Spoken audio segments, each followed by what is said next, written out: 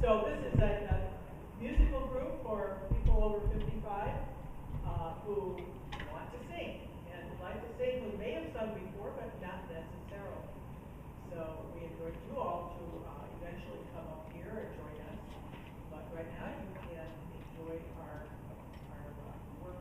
We've been working with Jonathan for this quarter and meeting weekly and learning to sing some wonderful music and learning more about how to sing music effectively and how to love it even more. So it's a real pleasure working with Jonathan. I've known him since he was 15. And I've been so thrilled to watch him grow up and do wonderful things. So this is just the latest in a long string of great things that he's done. And we're just very pleased to be able to join us. So thank you. Thank you, Margaret. Before we begin the presentation, if you'd be so kind to take a moment and silence your cell phones or anything that otherwise would make noise, we'd be most grateful. And let's have a show.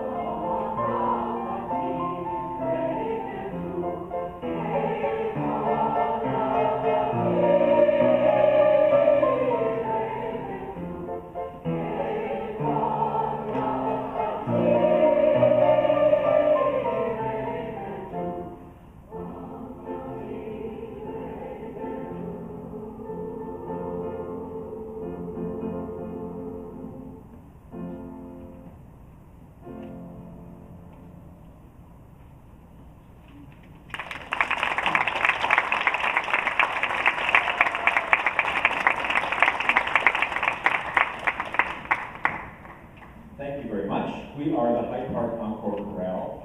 We are a non-audition chorus of older adults, generally age 55 and up. We are a combination of different types of singers. Some of us are lifelong choral singers. Some are getting back into choral singing after a break of a few years or many years. And some are brave and ready to try something new, namely the fun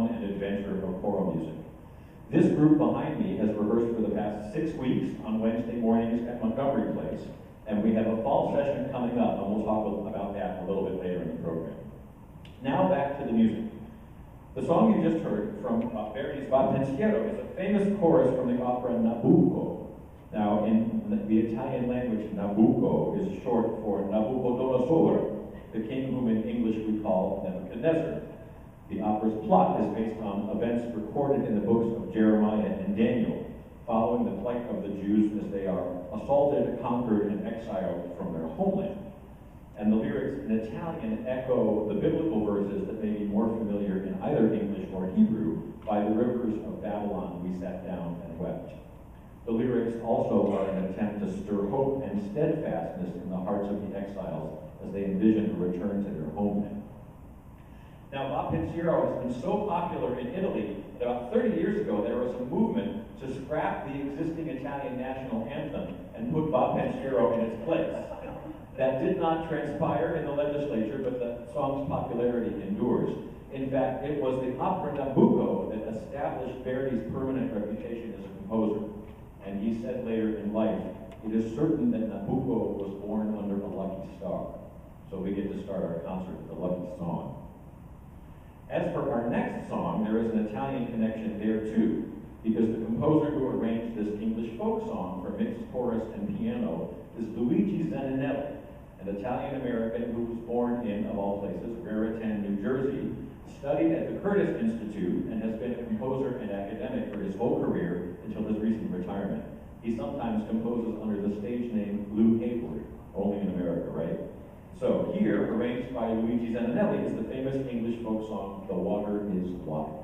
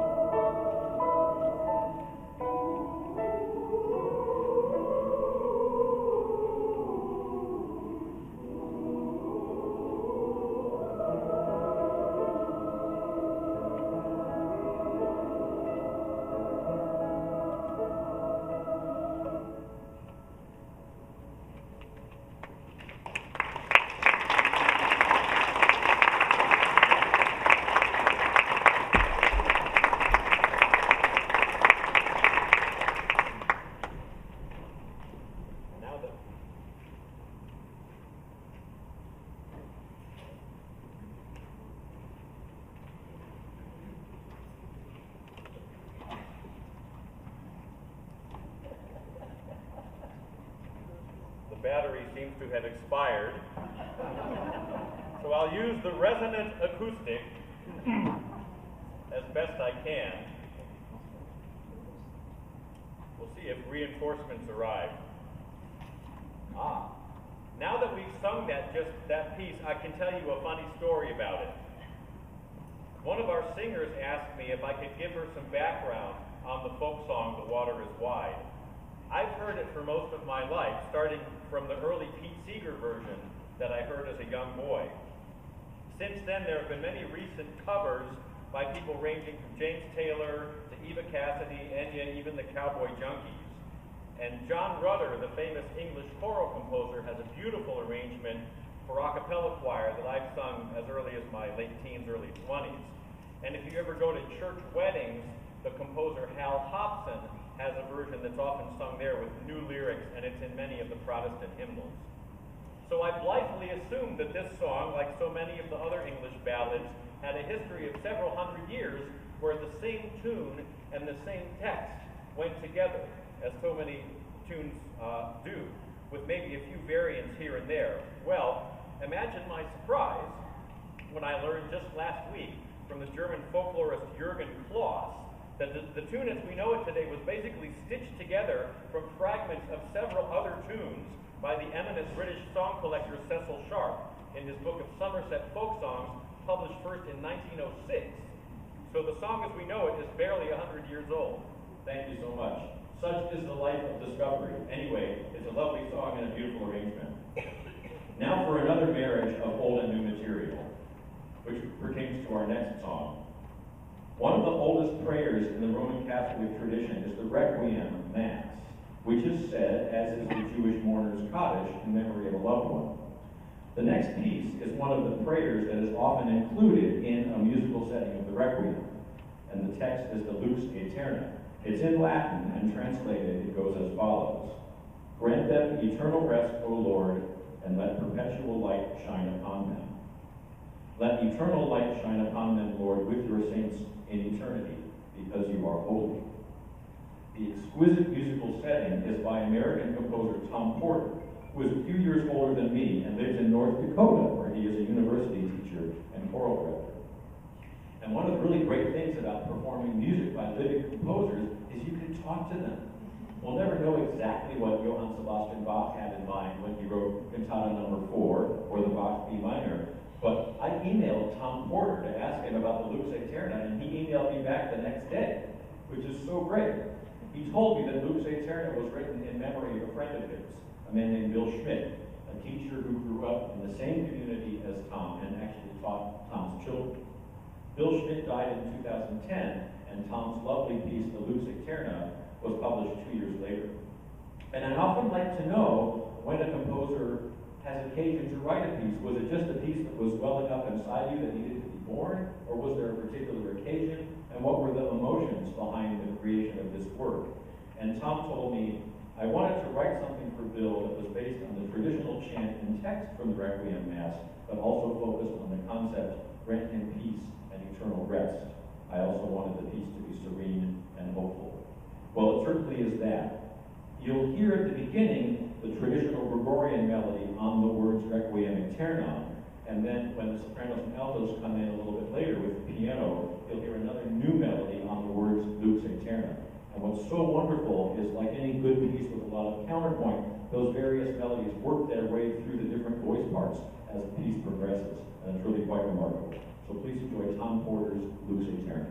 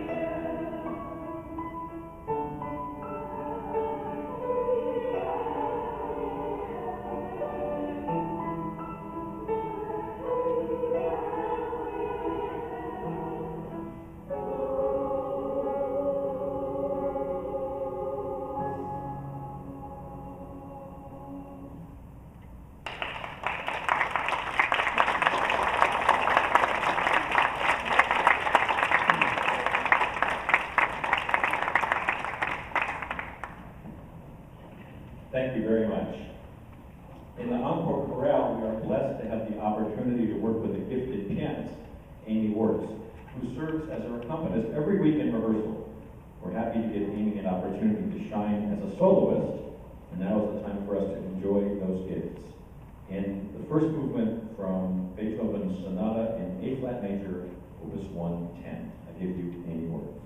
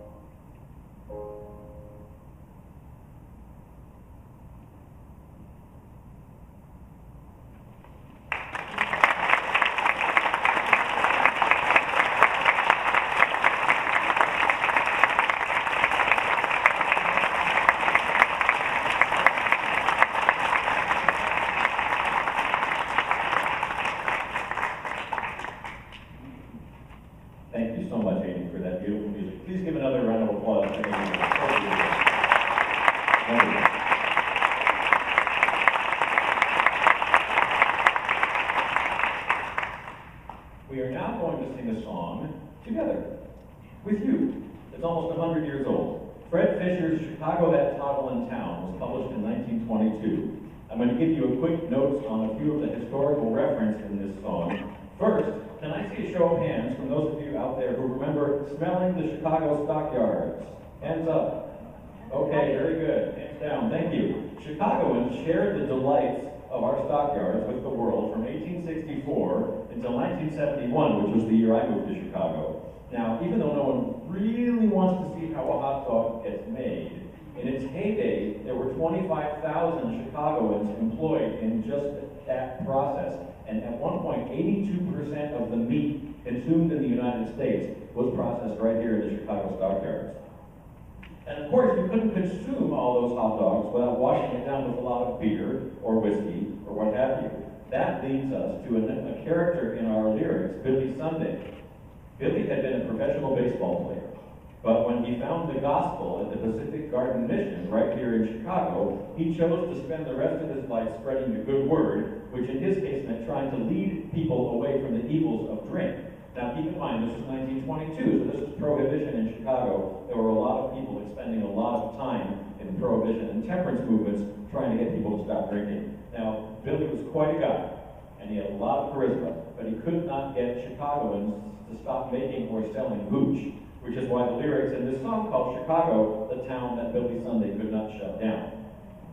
There's a sing-along component to this, so you get to join in. So if you look at your printed program, right here in this corner here, you'll see the words of the song. So what we'll do is we'll practice this before we all do it together. We'll sing the opening section with you, sing along as best you can. So let's do that right now.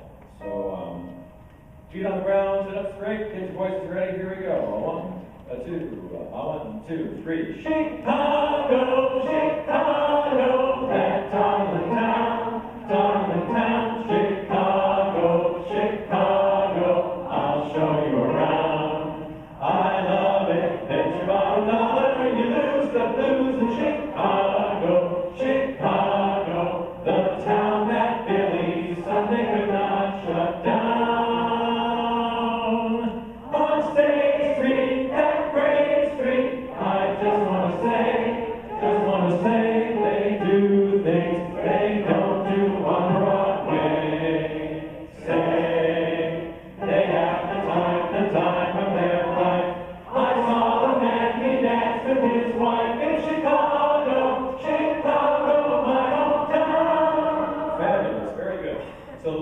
song works as follows. First, we'll do together what we all just did.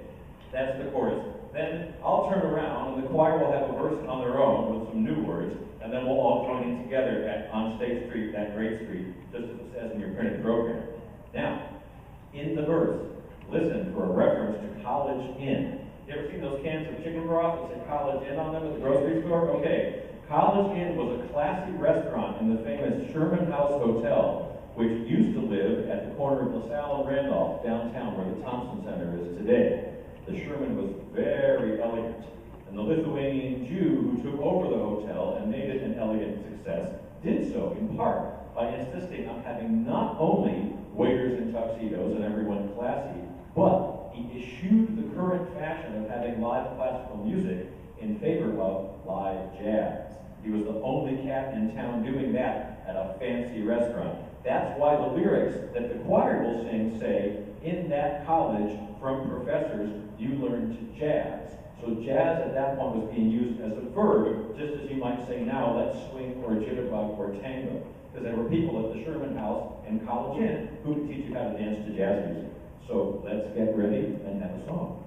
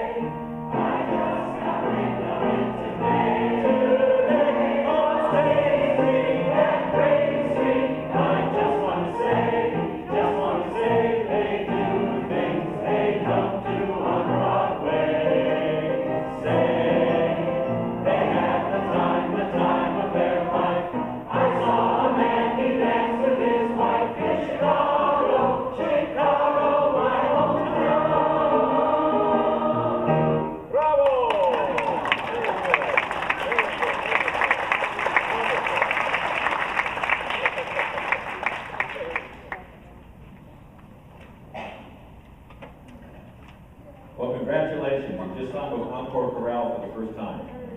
Very good. Mazel tov. Now, if you like what you're seeing and hearing and you'd like to be part of that, we would love that too.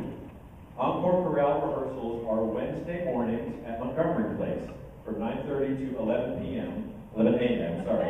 We're going to take, the late night crowd, right? Yeah, not. So one of the great things about Encore is rehearsals are all during the weekday, which is nice and refreshing and different from a lot of other choirs. So after this show is over, we're going to start a fall session the week after Labor Day. So that would be Wednesday, September 14th, starting at 9:30. We'll have a 15-week session with performances in December and fun holiday repertoire, including a new Hanukkah piece that I just wrote.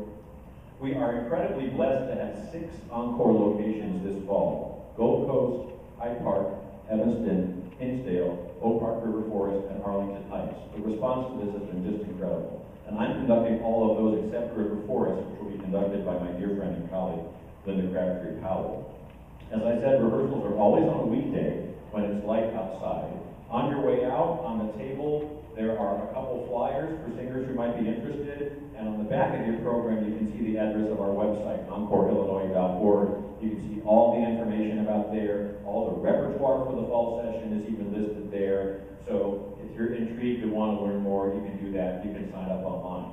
One of the really cool things about having so many locations is if you have to miss a rehearsal in your sort of home location, doctor's appointment, going out of town or whatever, you can always make up a rehearsal somewhere else. And if you're a glutton for punishment and you want to just sing in more rehearsals, that's included in your tuition. And if you want to sing in more concerts, that's happening too. So we have 4 summer chorales going on this summer, and on August 11th, downtown at 2 p.m., which is a Thursday, at Fourth Presbyterian Church in their Buchanan Chapel, we're having singers from all 4 summer encore choirs gathered together for a big concert of the same repertoire. Right now we have 81 singers signed up just to do that concert, which is phenomenal. We have 142 singers in the program this summer, so we're really excited about that. Also, encore concerts are always free to the community, and we offer scholarships to singers who are unable to pay the entire tuition. Encore started in the early 2000s in the Washington, D.C. area as part of the groundbreaking study called Creativity and Aging. And we know about the research that shows how good the emotional and health outcomes are for older adults who participate in artistic activities under the direction of a professional artist. So part of our mission is to keep older adults vibrant and healthy by offering a place where anyone who wants to participate can join in one of our choirs. If you're interested in supporting our work financially, you can go to that same website, encoreillinois.org, and donate securely. We'd be most grateful for that. Most importantly, we create a fun, supportive environment. I think these people behind you look like they're having fun, so you can too. We'd love for you to sing with us. No audition. No audition. Do I have to say it again? No audition. And singers can be seated for rehearsal and performance as is appropriate for them. All that is required is the desire to sing, and all are welcome. So, if you are 55 or older, or would like to pretend that you are, we'd love to welcome you and your friends. So before we do our last song, I'd just like to thank Congregation Rodfei Zedek for hosting us here for this concert. I'd like to thank Chicago Hyde Park Village for their co-sponsorship of Encore Chorale this summer, and of course to thank Montgomery Place, which has been our rehearsal location and was our concert location in the spring. We couldn't do this without any of them, and of course couldn't do this without all the wonderful singers you see in front of us. So, thank you very much. So our last song is an arrangement of the African-American spiritual Joshua Fit the Battle of Jericho.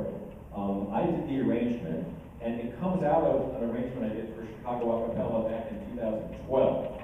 I wanted to research African-American spirituals where the characters were from the Old Testament, given my background. I thought it would be nice to have some Jewish characters in the setting. So I found 3.